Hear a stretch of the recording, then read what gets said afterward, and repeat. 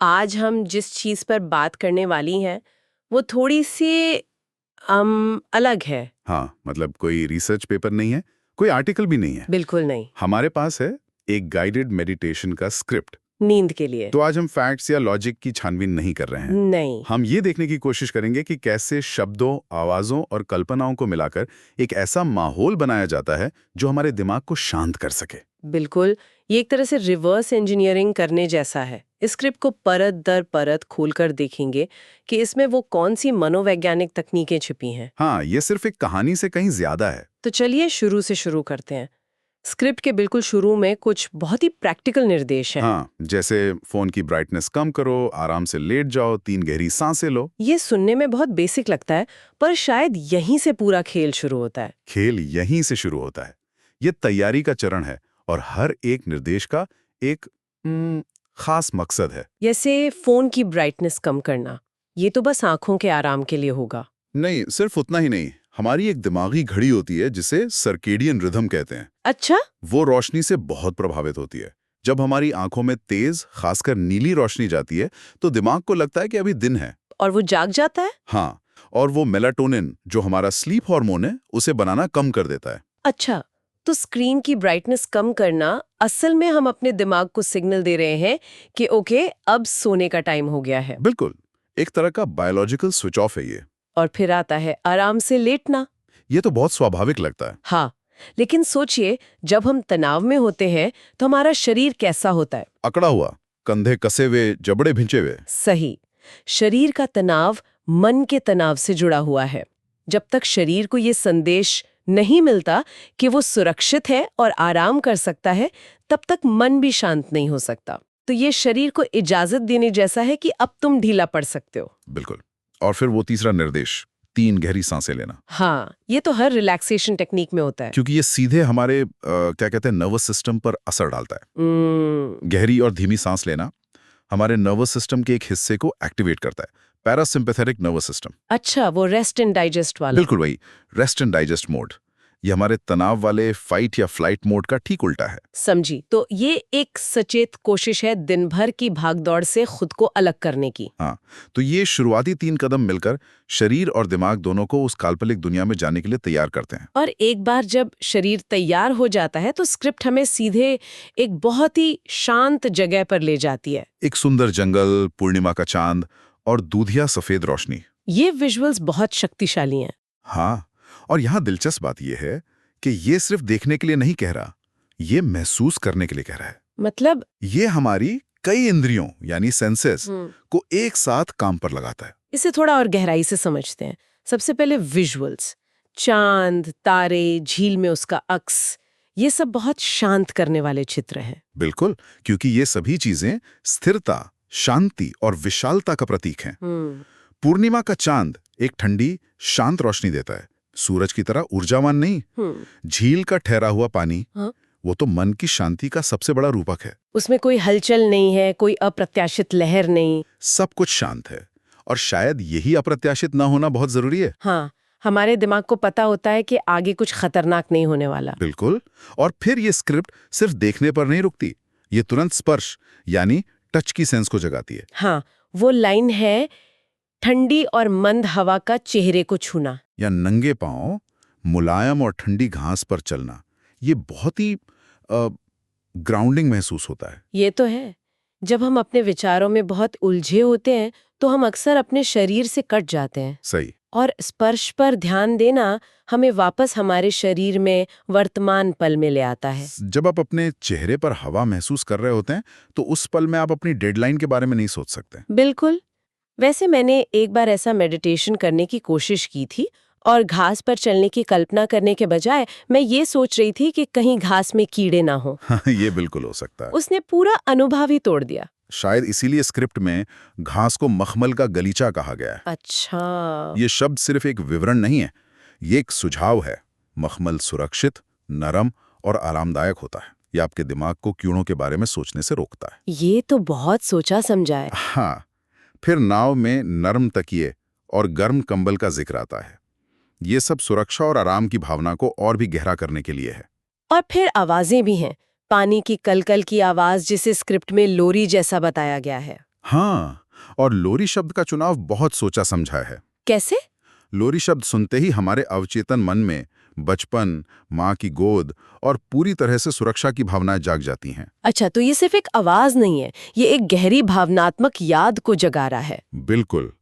इसके साथ ही पेड़ों का धीरे धीरे झूमना, कोयल की मीठी आवाज, ये सभी प्राकृतिक ध्वनियां हैं। इनमें कोई अलार्म या खतरे का संकेत नहीं है। तो कुल मिलाकर ये एक पूरी 360 डिग्री संवेदी दुनिया बन जाती है, जहां हर चीज शांति देने के लिए डिजाइन की गई है। इस दुनिया में जो हिस्सा मुझे सबसे ज्यादा आकर्षक लगा वो था नाव वाला। नाव का धीरे धीरे हिलना, बाएं से दाएं, दाएं से बाएं। इस धीमी लयबद्ध गति में ऐसा क्या है जो इतना आरामदायक होता है? इसमें हमारे अस्तित्व का सबसे गहरा और आदिम सुकून छिपा है। ये लयबद्ध गति हमें उस एहसास की याद दिलाती है जब हम बच्चे थे, जब हमें गोद में या पालने में झुलाया जाता था। बिल्कुल। ये अनुभव हमारी यादों में बहुत गहराई तक बसा हुआ है। ये एक सेफ्टी सिग्नल है।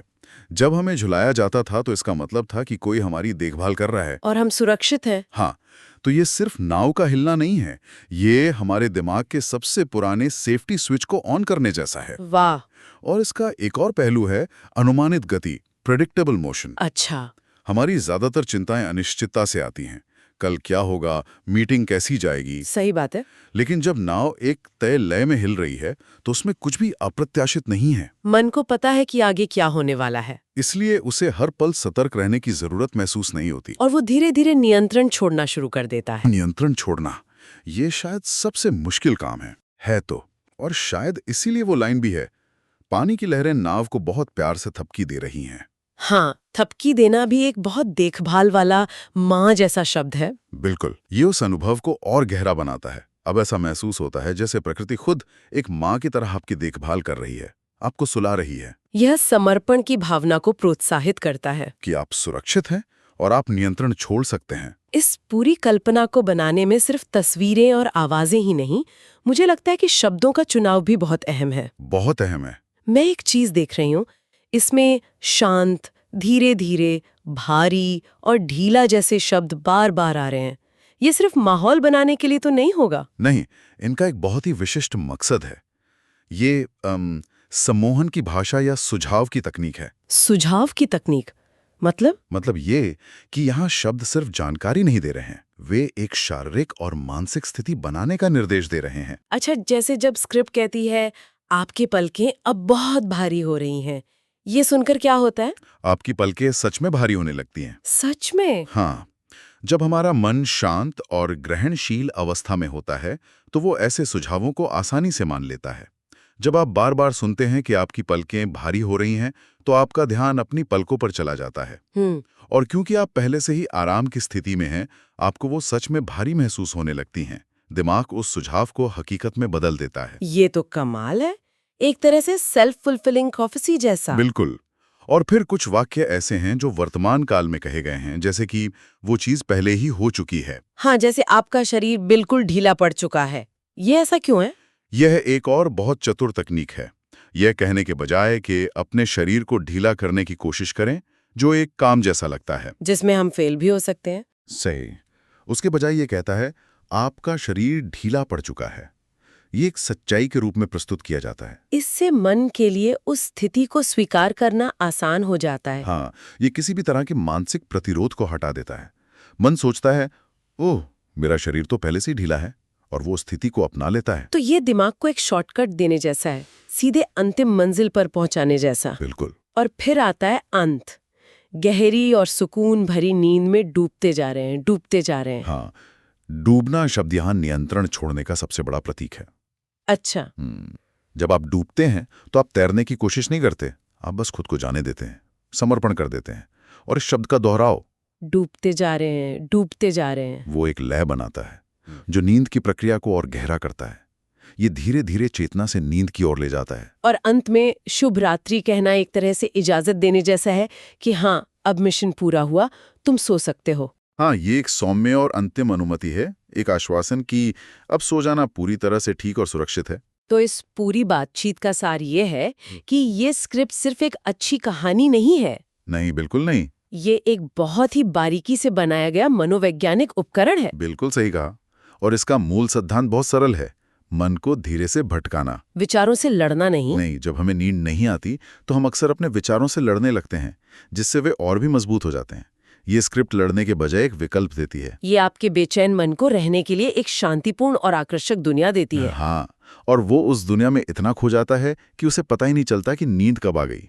ये एक निमंत्रण है, आदेश नहीं। और ये सूक्ष्म प्रक्रिया शायद इसलिए काम करती है क्योंकि ये हमसे लड़ने के लिए नहीं कहती। बिल्कुल, ये मन को मजबूर नहीं करता, बल्कि उसे फुसलाता है। यह विश्लेषण एक दिलचस्प विचार छोड़ जाता है। क्या संवेदी कल्पना, मतलब सेंसरी विजुअलाइजेशन, की इन तकनीकों का इस्तेमाल सिर्फ नींद के लिए ही हो सकता है? अच्छा सवाल है। या और भी स्थितियों में, जैसे किसी बड़ी प्रेजेंटेशन से पहले घबराहट को कम करने के लिए, या दिन के बीच में कुछ पल का सुकून पाने के लिए। हाँ, बस उस शांत झील के किनारे खड़े होने के एहसास को कुछ सेकंड के लिए मानसिक रूप से फिर से जीकर। क्या हम अपने लिए ऐसे छोटे छोटे मेंटल वैकेशंस बना सकते हैं?